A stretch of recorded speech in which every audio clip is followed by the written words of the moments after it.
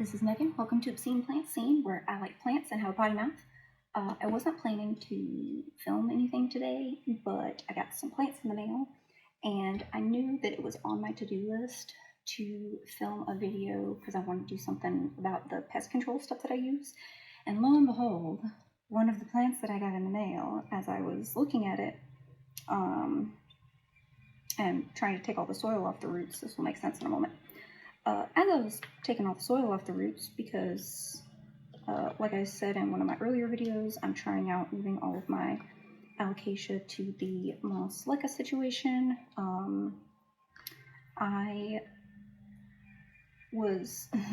took it out, I took all the fluff off, and as I do with all new plants, I inspect the leaves. And I look at two of the leaves and I'm like, looks a little suspicious. And then I look at the rest of the leaves, and these are fucking covered, the newest leaf in particular, in spider mites. Let's just see if you can see that.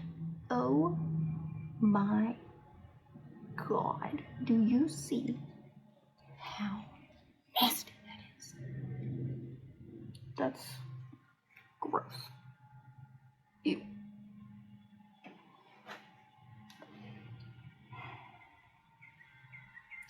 So, to remedy this, because I gotta do something about this, I guess I'll go ahead and talk about what I do for pest control. So, for the pests that I have, or not I have, but the pests that are common in my area, it's your spider mites, obviously. This just came out of the fucking box, by the way. I'll share the seller if anybody's interested. But I'm not trying to throw anybody under the bus at the moment. I hope they were unaware. But the spider mites don't turn into that with the 2-day shipping. Anyways, God, that's such a bummer too, because I'm really looking forward to having this plant. Not saying that I'm going to lose it, but you never know. So, the pest that we have in the area that I have had in my collection at one time or another have been spider mites. A few different kinds of spider mites. I know that some people aren't aware that spider mites is just a generalization, like a general term for all the different kinds of spider mites, but there are different kinds. There are like 2-spotted and red spotted and just red, and so there's a lot of different kinds. But the ones that I typically have in my houseplant collection, if and when I have any, are the 2-spotted spider mites. So with this particular plant, I'm gonna do, she got a corm, I'm gonna leave it alone. I do my usual pest treatment that I do on all new plants that come into my collection, and I'll also treat the little P&J that I got with it. And I also, not with it, I got separate plant shipments in. I got a P&J that I want to do an experiment with. I got the Alocasia coprea because I want to do this one in moss and leca, because I've had one in the past and it did not live, and I'd like to have one that's living. Trying to emulate some Sydney plant guy with that one. And then I also got a string of pearls. I've had these on and off in the past. I usually have them for a little while, kind of fall out of love with them and then get rid of them. But I know that it's May now. I want to separate this. Not now because I'm going to do pest treatment, but I'm going to separate this and then put it in a bunch of little cauldrons that I have from last Halloween, and try to have like the bubbling cauldron situation. So I want to get them potted up into a bunch of different little ones. Keep some, sell some, give some away, kind of whatever I feel like doing them at the time when it comes, as long as they're successful. So, pest treatment. I use a few different kinds, kind of all in tandem, to knock out all the different types of pests that you could have: spider mites, mealybugs, scale, thrips. I know some people have had issues with white flies. I've never seen those before. And this also gets rid of fungus gnats. None of these are supposed to get rid of fungus gnats. It's just a happy side effect that I've seen, which is great. But the process that I use is, with this particular one, I was already going to take all the soil off anyways and wash it down so that I could put it in water to acclimate until I move it to moss and leca. But for most of all of the pests that you typically see on houseplants, I will use SNS 209. That is a pest control that I get off of Amazon. I put it in the water when I water. You can also mix that in with fertilizer, so you don't have to like water your plants separately. I do that with every single watering that I do because I have a lot of houseplants and I want to make sure that the pesties stay away. So I do SNS with every water. I don't use any of the, I know a popular one is like the Captain Jack's Dead Bug Brew. I do not use that anymore because I have found it ineffective. It's just a cost that I don't want to absorb anymore when it doesn't work. So I use the SNS, and that is absorbed into the plant so that when pests eat the plant, it basically kills them, makes it taste bad, so they have no interest in it anymore. So that's how that works. It's not something that you'll water your plant with and then any pests that are on it will immediately go away. Pests will still potentially exist. They'll just, when they try to eat your plant, they'll die. And then it will keep them away from your plant. So the newer thing that I've started implementing with my plants, and this has been I'm 3 months into this, and when I tell you, I have never seen such good results as I do now with this for spider mites. I've had alocasia like this one that looked like this, where I had leaves that were just covered in spider mites.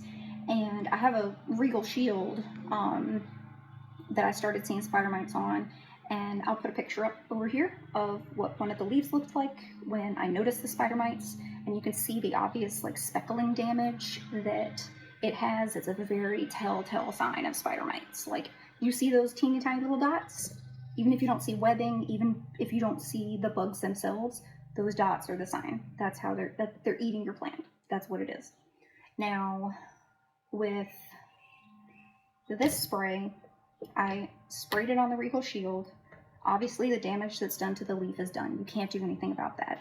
But I will also put a picture up of the next 2 leaves that followed, and they are pristine.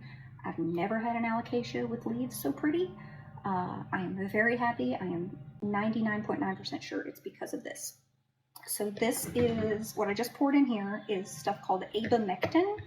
It is a commercial grade miticide. It is not an insecticide. It will not kill insects.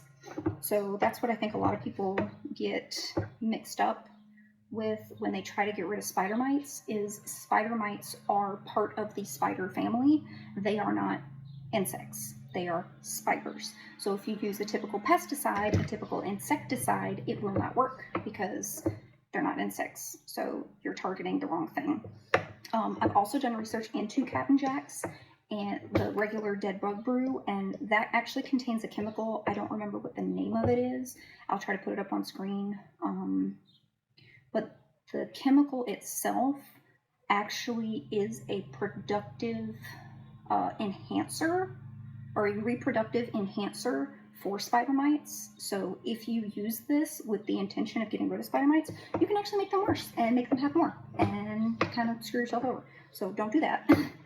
But the spray that I'm using, this abamectin, it is a foliar spray. So you spray it on the leaves of your plant, and then you leave your plant alone, let it dry completely, and then do whatever else you need to. I have used this on every single plant that I own other than my air plants and my carnivorous plants. So don't take my word if anything happens to those and you use it. I also don't spray this in my house because it is a insecticide and because it is a chemical. I do, and it has a very long SDS list of all the different side effects that can happen if you get it in your eyes, in your mouth, in your nose, breathe it in. When it's wet, it is toxic. So maybe not toxic, like kill you, but definitely will make you sick, make you ill. Could kill you in large quantities, I imagine. Don't take my word for it. Do your own research. Look at the label when you buy stuff. But I don't put my plants in direct sunlight. I don't put my plants in my house until they are completely dry. Once it is completely dry, any toxic qualities are inert, so you can then touch your leaves, you can mess with your plants, you can bring them around your kids and your pets, and they'll be totally fine. But you have to wait until it's completely dry. So what I'm going to do is, like I said, I'm going to spray this on these, and I'm going to back up a little bit so I don't get it on my table. I'm going to start with this guy.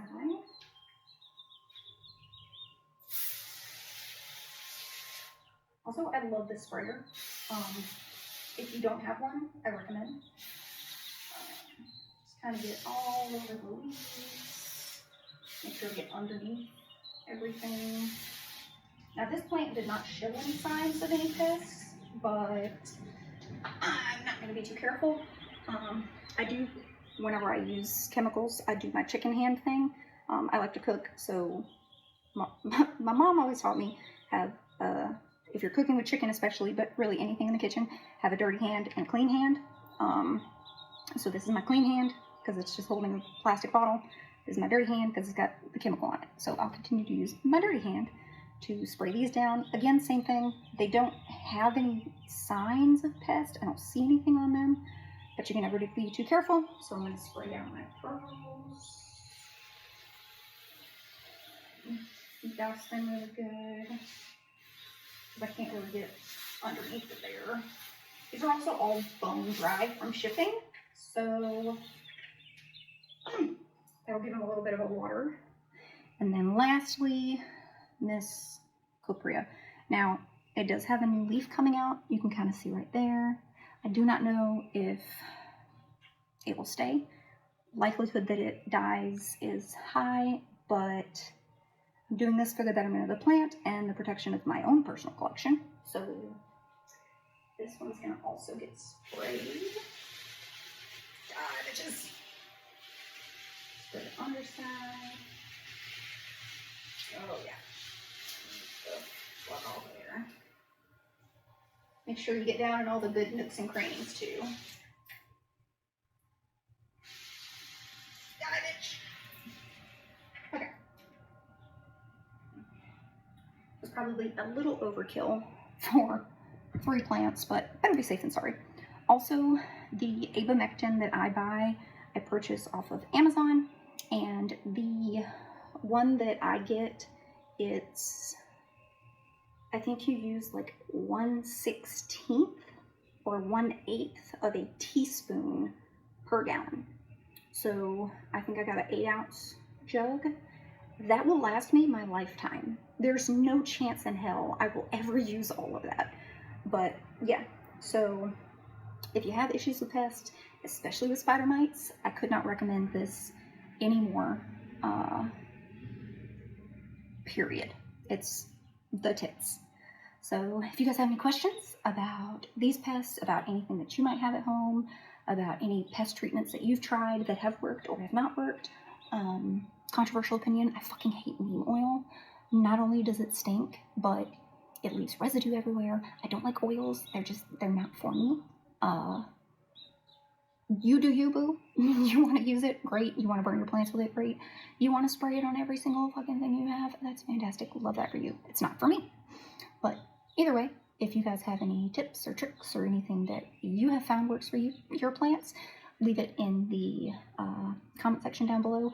Again, this is a chemical. I know that some people are not a fan of chemicals. This is just what I have found works for me and my collection and my house. So yeah, if you have any questions, if you have any recommendations, feel free to leave them in the comments, and thanks so much.